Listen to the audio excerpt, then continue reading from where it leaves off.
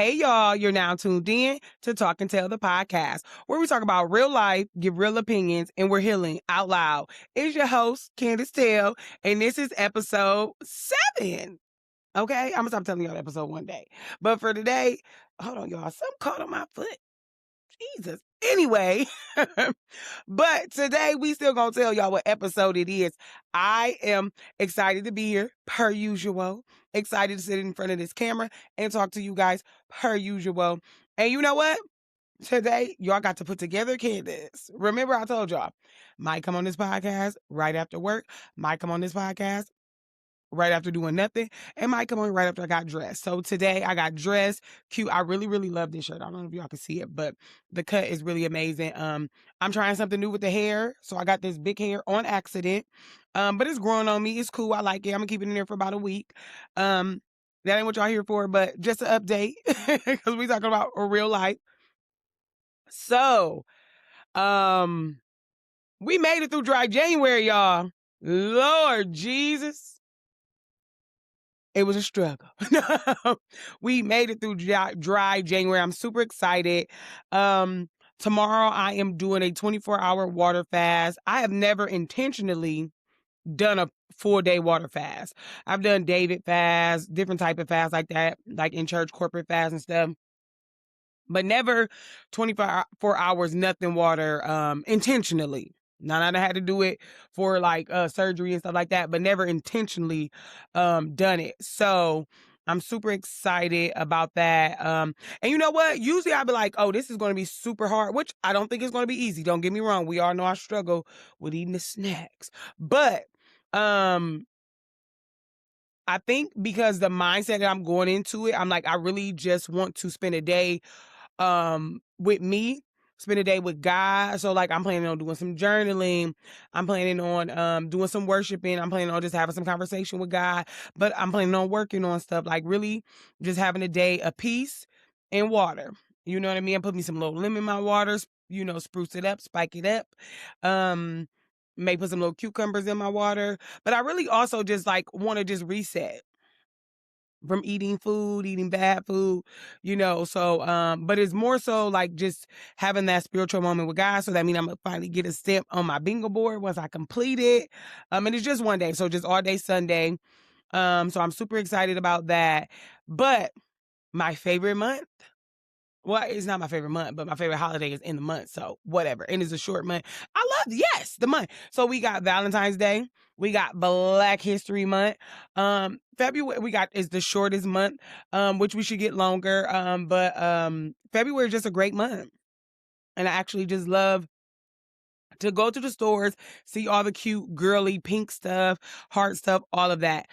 But I'm super excited about where my mind is going and growing to. Like, I'm so intrigued. I'm really intrigued with what my mind is doing in today. The things that I think about, the things that I want to debunk, you know what I mean? Beliefs that I've always had that I just want to get more understanding about them, and I want to see them from a different viewpoint. So that's what I've been doing. You know what I mean? I go down so many soapboxes about just want to view things different and view things from a more understanding viewpoint to me, not just what the world told me stuff was. Like, I'm really seeing that healing comes more for me when I'm like, okay, let me go look into this a little more for myself and not just go off what they told me, status quo, what they told me to do, what they showed us to do.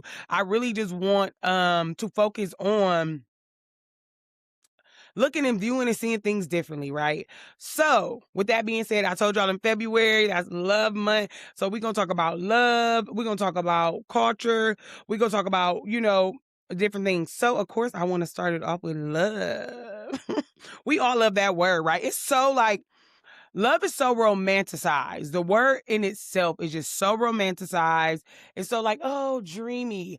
And that's what I'm here to not even really debunk, but that's what we're here to discuss.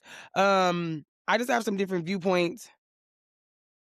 Sorry. I just have some different viewpoints now, right? So Y'all know within my research, when I'm researching anything and I'm trying to have different understanding for it, I always go look up the Webster dictionary for it. And then if it's something, I can look up a biblical dictionary, a biblical meaning. So the Webster dictionary meaning, and if I can look up a biblical meaning, I will do that as well. So of course, that's what I have done with the word love, because I want to view love from my understanding, not what somebody told me it was. So really quick, y'all, what Webster said, love, hold on. Love in the Webster Dictionary talks about strong affection, attachment, devotion, and deep emotional connection. Strong affection, attachment, devotion, and deep emotional connection. And none of that's wrong, right? But it definitely centers love like around feelings, around emotions, and bonds between people. Biblically, the Bible says love is described as love is patient, love is kind, love is not easily angered, and love keeps no record of wrong. That no record of wrong, that easily angered, be a struggle, right? It definitely be a struggle. So I went down this to figure out, like, we talked about armor, right? Like having this armor. And I'm like, I think really as I start to get rid of this armor, I know I've been joking around saying it, like I really low key think I'm a lover girl.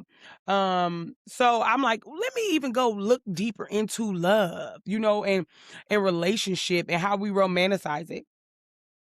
So now, so biblically, love is described very differently, right? So by love being patient, love being kind, and love is not easily angered.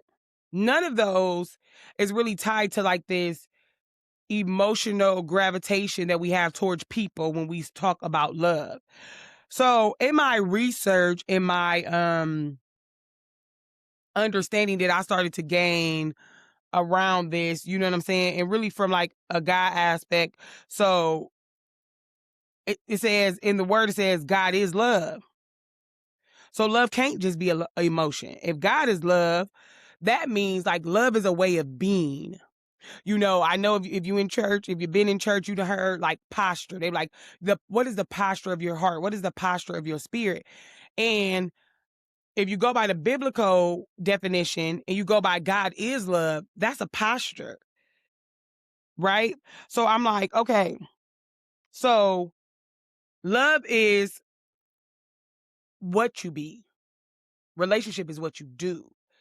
And we entangled those, right? So I think we entangled relationship and we entangled love and made them like they're the same thing. Like if we're in some form of a relationship, um, if you're not doing XYZ, you don't love me.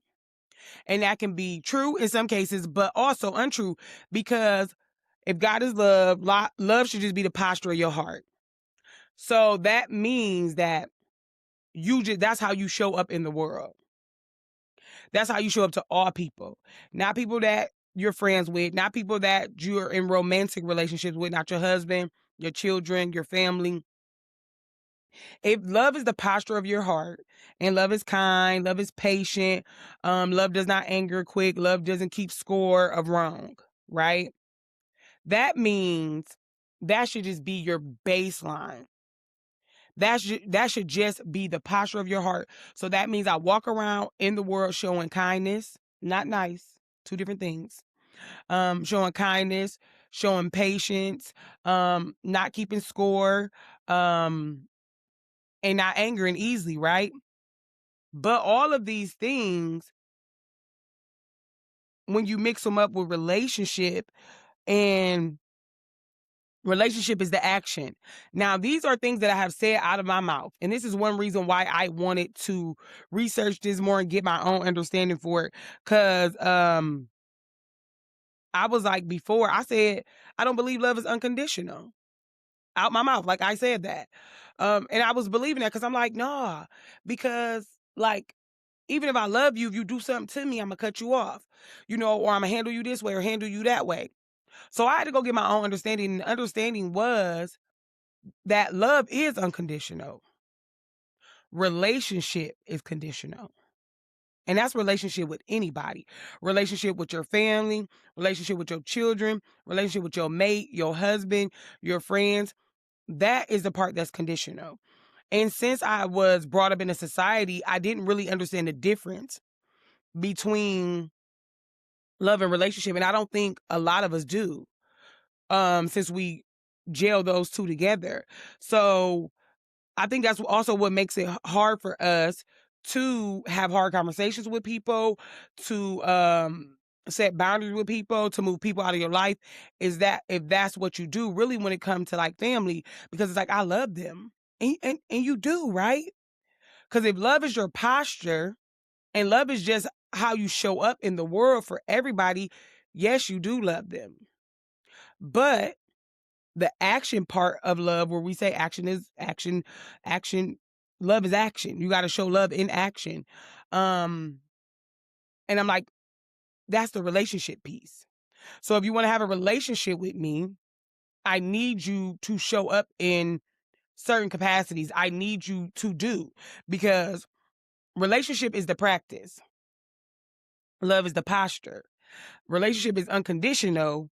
Love is unconditional, but relationship is conditional. It is. So that means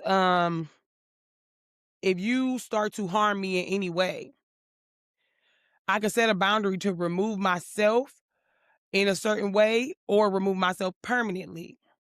But I do not have to stop loving you. I still, because that's just my posture. So if my posture is just love, I'm not going to remove the love from my heart, because I can't. If that's just my posture, if that's just where I live at, that's just how I operate, that's how I show up in the world, love is within me. Because if God is love and God is within me, love is within me.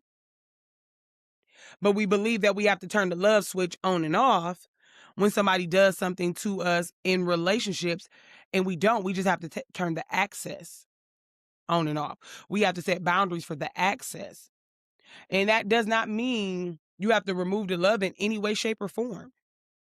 And I also think, so when we have this, the way that we look at love in relationships, I think is more so that's how we get the control and the possession, like, like you ownership of a person, right? And like, oh, because I love you. I did that for love. Like, you know what I'm saying? We make love such this very, very emotional driven thing.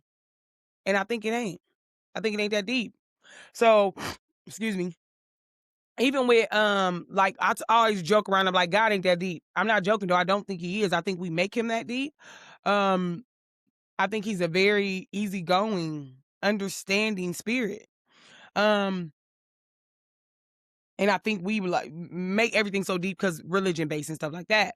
But I'm like, so that means that's just how I operate. I just operate in love. I am love. I'm going to be love.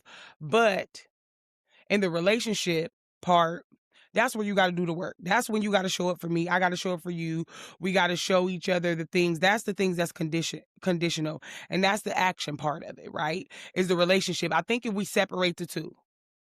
Yeah, separate the two. Relationships are relationships. Now, should the people you are in relationships with love you? Yes, they should.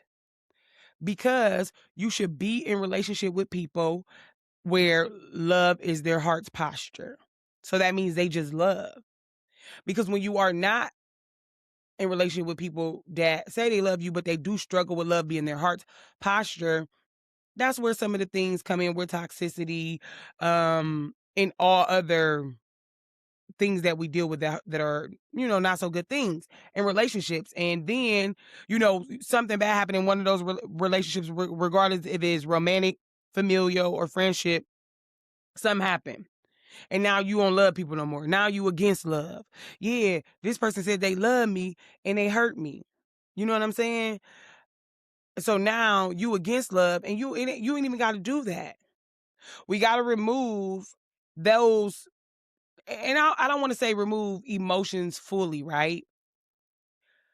But as I start to process things, I'm like, is that really supposed to sit there? Like, is it supposed to sit in the realm of emotion? I know it's a feeling, you know what I'm saying? And I get that, but if you really just think about it, and we really just sat in love on our day to day and showed up in the way that people that love shows up, right? So love is truth, even when those truths are hard, right? So that means, I mean, it's how you say it though, but like somebody being able to come tell you their truth, how you made them feel, um, what they need from you, what they desire from you in relationship, somebody that you're in relationship with. Um, we would be able to navigate through hard conversations better, right? So, um, and that's even down to self-love, like being true with yourself. Um, love doesn't keep score. It should not keep score. I've definitely kept score before. But relationships require balance. Like, relationships, in my opinion, should be reciprocal. If the relationship is not reciprocal, I can't do it in no way, no shape or form. But so this is, let me, because y'all know how to write some stuff down, what I wanted to share to make sure I share, because I forget and I just keep going on my tangents. But yeah, so like I said, we got confused when we merged the love and relationship together into the same thing.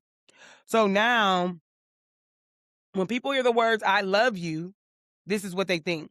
You owe me, you have to show up for me, you have to meet my expectations, and you have to stay connected to me.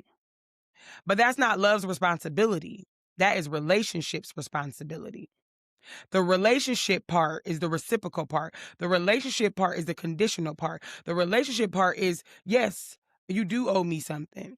We owe each other something because we decided to come in this relationship, whatever type of relationship that is. We decided to say, hey, I want to be your friend. Hey, I want to be your boyfriend or girlfriend. I want to be your husband or your wife. Now, we didn't really decide what family we got dropped into, but at some point we did before, that. So this is the family that I'm into. So we have decided to be in relationship, excuse me, with each other. So that means that is where the work comes in at. That is where the responsibility is at, because love is just rooted in kindness, truth, understanding, goodwill, and boundaries. So, that love doesn't mean overgiving. Love does not mean self-sacrifice. Please, no self-sacrifice, because self-sacrifice leads to resentment. And I was doing that most of my life and didn't even notice that, right? So, because I thought love meant these things, right? Like, you love this person, you you're willing to go, you're willing to sacrifice yourself for what they need. Or if you love the world, you know what I'm saying? You love helping, you love giving, you're willing to sacrifice yourself. But it build resentment. If we're being true and honest with ourselves, yeah, you start feeling a type of way. That's why you build up the armor. That's why the trauma, the triggers, those things come into play because of that. So, and love doesn't mean lose yourself. Like that, love never said, okay, I'm gonna lose myself to keep this connection. I'm gonna lose myself to keep this man, to keep this woman. I'm gonna lose myself to stay connected to my family just because they're my family and I love them. And so when you get into self-love, it ain't just about feeling good. It just ain't like, it's really about relationship, building that relationship with yourself. Um, and building a relationship takes honesty, time, work, effort, all of that. So, love doesn't perform. And that's, I'm like, I really was not living and operating in love because I had the understanding very unclear that love and relationship were two different things. And I was operating out of performance. That does not mean that my heart still didn't love, because I believe that my heart has always just had the posture of love, because I do try to show up being kind. I do try to show up, struggle with patience, but you know what I mean? So it's things that I do try. So I believe when we start getting to the point where we're healing ourselves, our bodies just go back naturally to the cores, which is love, because God is love and God is within us. So that means we're just naturally love, right? But I feel like if you really think about it and you really remove the two from each other, even though the two relationship needs love, right? But they don't have to be together, like merged together. You can love someone and not be in relationship with them. My daughter asked me about, like, I told her I seen somebody and I was like, I hugged them. She's like, why? I was like, they reached to give me a hug. Why not? Like, you know what I'm saying? But I also remember when hugs once made me cringe. So like now I just openly hug it. I openly hug people. If you want to hug, let's hug. Um, and I asked myself, I was like, as I've been going on my healing journey throughout my life and letting more armor down, it has been very easy for me to just tell people I love them. And like, it's not people that I'm close to. I'm just able to be like, oh, I love you. You know what I'm saying? And I was like, Candace, why? I really questioned it. That's what really led me to researching the definitions of love, which led me to uncovering all the things. And really get my own understanding. Cause I'm like, why is it easy for you to say it? But then when you about to say it, you pull back because you think people gonna cringe. Like I was about to tell somebody at work, like one of my coworkers, okay, love you, girl. Like, and I was like, oh no, I stopped myself because I was like, I don't want her to cringe. And I'm like, why are people cringing by that word? Because we connected that word to relationship. We connected that word to responsibility. We connected that word to conditional. And when I say we, me too. Um, our society as a whole have. So I'm like, if we really just go back to love at its core, love at your heart, love is your posture, it's everybody will be able to accept the word love. Just like we accept the word bye, see you later, I'm praying for you. You could be like, I love you. Because if that is my heart's posture, that means you just love people. Because God, that's what God told you to do, to just love his people. Um, and not in the way that we always think that love is. I don't want to I ain't gonna say I don't want to do nothing traditional, and not even traditional. It's just that I want to reprogram myself. We are all programmed. Yes, there we go. Reprogram myself to the best of my ability, and reprogramming myself to get my own understanding. Not an understanding that somebody's feeding me, not an understanding that somebody's giving me, my own true understanding about life, about what life is and about what life is for me, what my beliefs are for me. What do I believe in my core? What am I tapping back into my remembering of who I am in my core, right? And not saying these things are just like tailored to me, because the way that I just broke down love and relationship, I believe that should be tailored to everybody. Now, you could choose to not look at it that way, but I feel like you could choose to maybe take what I gave you and go do your own research, or you have your own conversation with God, get your own understanding. But it makes sense. Like when you really sit there, when I was like really sitting there reading, I'm like, oh my gosh, this makes it makes so much sense. And for me, it's making it easier for me to be like, okay, ask myself every day, is you leading with love today, Candace? Is your heart's posture love today? So that means you're gonna be kind just naturally. Like, so sometimes I'm just attitudey. Sometimes don't know why, just attitudey. And I'm like, is that kind?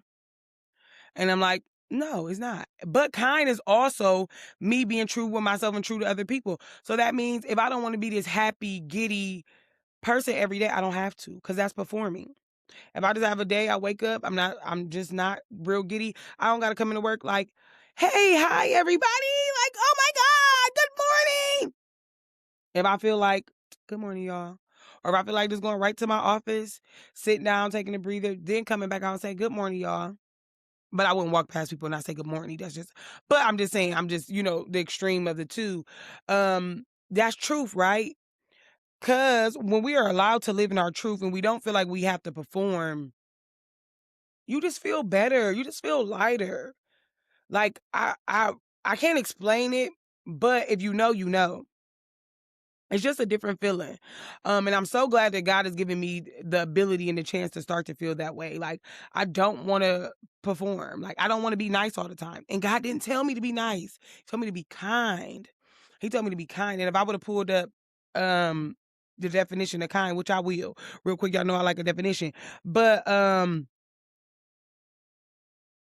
kind is like me being able to say the hard things. What is it? Dare to Lead is a book called Dare to Lead we all read at work. And they say clear is kind. Like clear, open communication, even if it's clear, open, hard communication, is still kind. So the definition for kind is most commonly means benevolent and helpful, or refers to a type type or category, as in what kind of food, you know what I mean? It can also kind snack, okay, yeah, whatever. Yeah, so friendly, compassionate, this is an adjective, friendly, compassionate, showing concern for others. Friendly, that's easy. Compassionate, everybody has the right to be shown compassion. Showing concern for others, that's what God asks us to do. Like, yes, benevolent and helpful. It's easy to be helpful. Even if your help is simple as smiling at somebody. Like, even if your help is simple as holding the door for somebody. We always think of these big, grand ideas, grand gestures. I gotta drink some water. Hold on, y'all. There's something in my throat.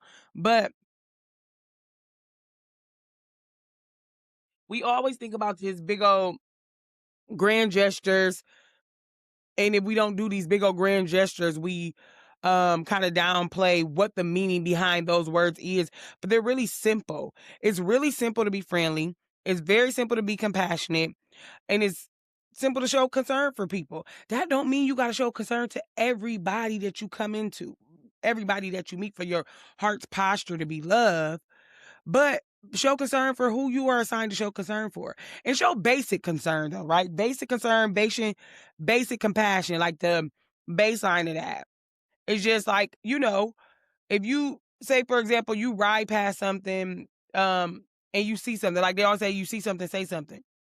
That's showing concern. Or, seeing somebody else say, hey, can I grab that for you? Can I get that for you? Can I grab the door for you? Those are small gestures that have big meaning. And having a benevolent, that's like having a benevolent heart, and helpful. Just having the heart to show up. That's kind. And God is really just asking you to be kind. Be patient. Now, let's really quick. What's the difference between nice and kind? So what's the definition for nice? Which I'm sure is not different, but it shows up different. Well, that's not the definition of nice. That's not the definition of nice at all. So nice means pleasant, kind is in the word nice, and agreeable. And agreeable. That's where we're running into the problem with nice. Agreeable, describing people, experiences, or things that are enjoyable or well behaved. Who says what well behaved is? However, it also specializes meanings related to precision, whatever. Or okay. So the problem I have with the word nice is being agreeable. And that's exactly like a nice person is always, oh no, yeah, that's fine. Totally, no, I don't care. You do care, but you're performing. Cause you feel like, no, really, if you are saying, like, in a relationship and you love somebody in this relationship, now I just want to agree. You know what I mean? Not saying that being agreeable is wrong, right? But does being agreeable in whatever moment sacrifice you? Because love is not self-sacrificing, remember? So if being agreeable is sacrificing you, that's where the problem with nice comes in. Being pleasant, that's part of being, you know what I'm saying, friendly and with the kind. And being kind is what we're trying to do. So, but kind tells the truth. Kind is not agreeable just to be agreeable. Kind is agreeable if that's really their truth, right? So within that, and I'm glad I looked up those definitions. I love definitions. They really help me dig into the meaning. So I do. That is really what I want my posture to be. So I'm trying to practice daily. I mean, remind myself daily that I just want my posture to naturally just sit at love. I want to come in a space and I want to shift that space to love. Um and that looks different for all of us. Like, I'm still gonna come into space, this big personality, that's sarcastic, that's funny, that could be a little brash, but not in a negative way. I'm still come off as all these things, but I want you to know that I'm kind. And I'm going to be patient. I'm working on being patient. So I'm saying, speaking that into existence, I'm going to be patient. I have already not conquered, but worked on not being easily angered. Me and road rage, child, Lord Jesus. Me and road rage is still working. You know, God he gonna see me through that one because we're still working on the road rage. That's when I'm quick to anger. And then just being pleasant and friendly with everybody and not keeping score. You know what I mean? Because that keeping score leads to resentment. And I'm understanding, like, my whole thing is you keep score because you don't know how to set boundaries. So I was in a place to keep a score because I don't know how to set boundaries. So yeah, I'm gonna keep doing, but I'm gonna check off every time they don't do. And then eventually, I will stop showing up for them. No. How about soon as you see it, soon as you feel it, as soon as you feel like you gotta keep score, speak on it with truth, with kindness, being pleasant, being friendly. You could tell somebody a hard truth without and I didn't know that. I didn't know that. I'm learning that. So I want to be able to tell you a hard truth just how I'm talking to y'all in the same tone.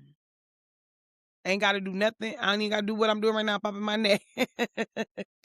But being able to have those hard conversations and tell those hard truths, as soon as I feel it, not wait on it, not sit on it, and then allow you to make that decision for yourself, what you want this XY thing to be. And that's even not even with people that I'm not in a relationship with. Like when somebody asks you a question, like instead of you like, oh, okay, what should I say? So they're not triggered or so they don't feel this or they don't feel that. No, I should say exactly how I feel. Even I'm like, even down to like, I did it last year, I think for the first time, and it blew me when somebody like, oh, how are you today? And I was like, overwhelmed, frustrated. Instead of just saying, okay, that was just not, I'm okay, good, lying because you're not good. And even though they can't do nothing, some people like, well, they can't do nothing for you. That's fine though. You still were able to verbalize how you felt and not hide how you felt. And that's okay. And if they do have a complex, they feel like they got to fix everybody's problem. That's for them to deal with. You have to deal with what's inside of you, and let them deal with what's them and what's inside of them. So if I'm not feeling good, like I'm really gonna get to the point where I'm like, somebody asks you how to do today, I'm gonna tell them exactly how I'm feeling, and not just good, not okay, and I'm not just talking about bad, like awesome. I'm doing amazing. I'm having a wonderful day today. I'm having a fantastic day today. We have all these different words to explain and express our feelings. Like I am doing great, or I'm struggling today. When they say, how you doing? Struggling. And if they want struggling mentally, emotionally, whatever, um, how you know I'm having a hard day today.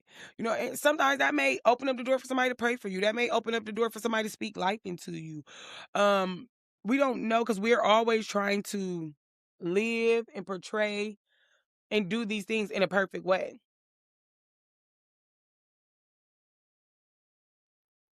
I don't know. I got to keep drinking water today. But yeah, um, trying to live and portray and do these things in a perfect way. And I don't want to do that. I really want to practice to the best of my ability this new way that I am looking at love and relationship. Really before I get in a relationship. And I'm so glad that God is doing all these things in me now because I talked about this on a podcast before, but I do believe when my partner comes they're going to be literally everything I've been waiting on. And I'm going to be everything they've been waiting on. Like, I believe we're going to be a match made in heaven.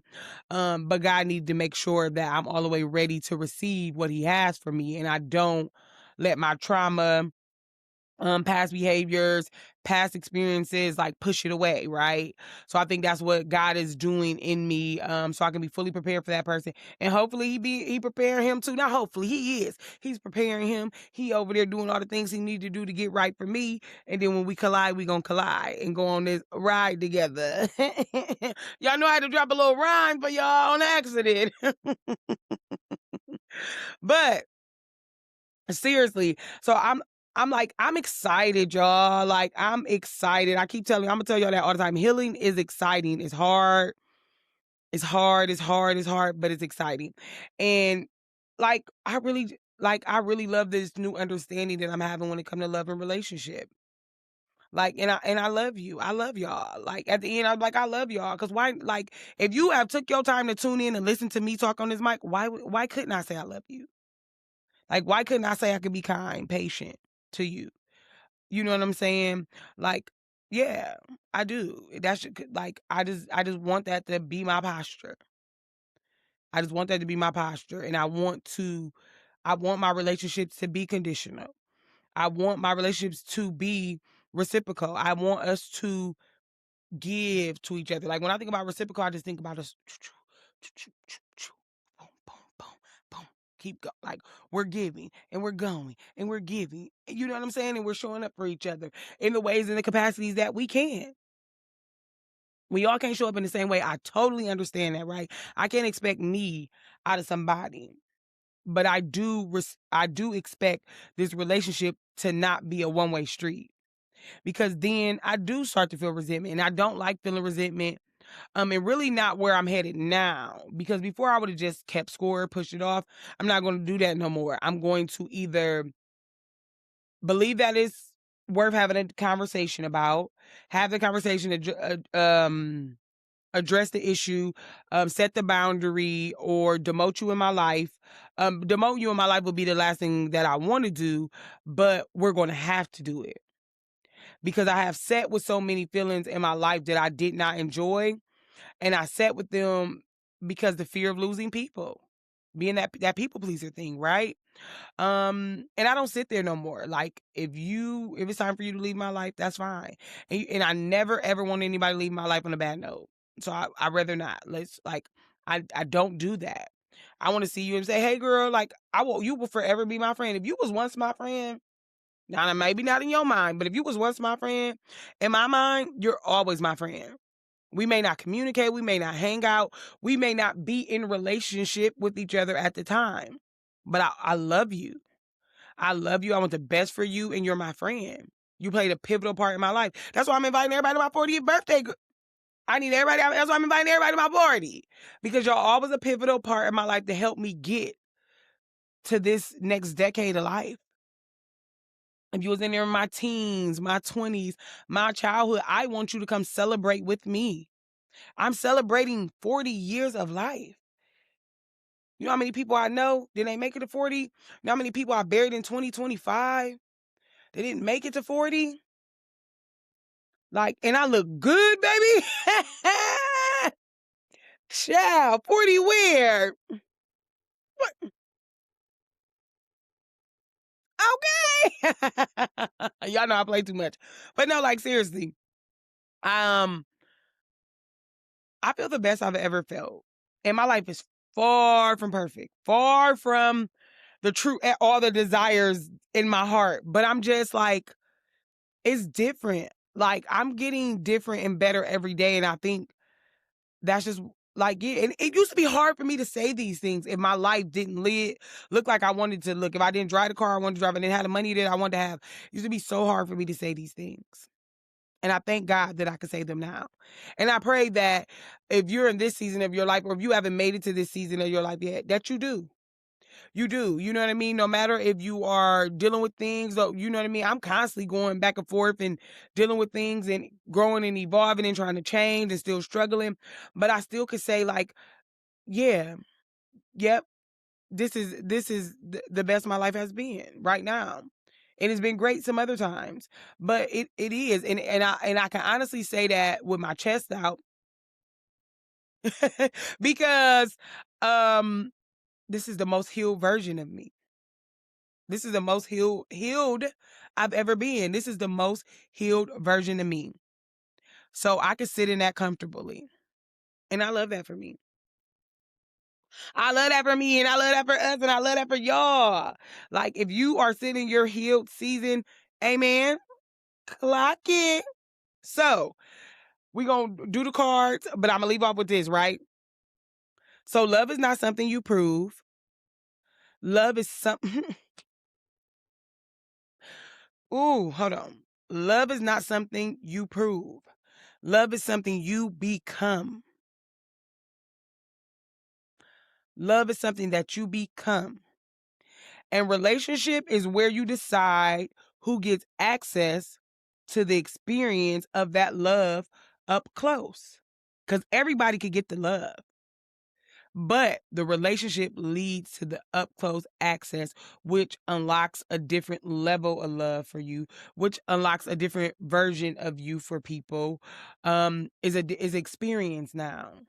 You're invited to the experience, child. You know, I always say, like, you got to meet me in person. I'm experienced. You know what I mean? I might be cool over the phone, through text message, but in person, baby, hello, welcome to the show.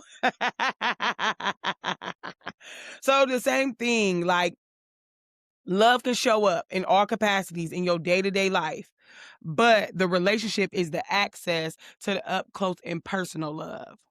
But they're two different things, love and relationship. And we're going to keep talking about this. But I'm going to wrap it up, y'all. So I'm going to pull a card. Y'all know we still we're holding true to doing our Her Truth, Her Power cards that will be out very soon. As soon as I drop them, I'm definitely going to be let it be known on the podcast when I drop them. I'm just redesigning them because I don't want to go to the design that I have before I drop them. So now y'all know we be getting what we get. We get a card that's typically aligned with what we've been talking about. So let's see today. And I just randomly picked them and let God do his thing. So they've been deep the last 2 episodes, right? They've been really deep. So let's see what this one say.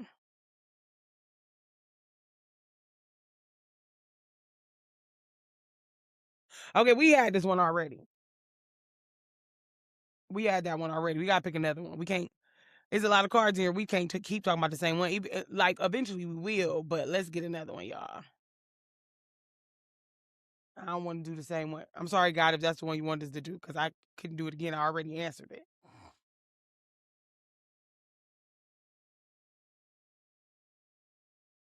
Okay.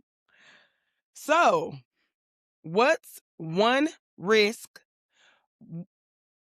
Yeah, what's one risk you know you need to take if you really want to live the life you dream of? And what's the first small step you can take right now? That's a good one. So, if I really want to live the life I dream,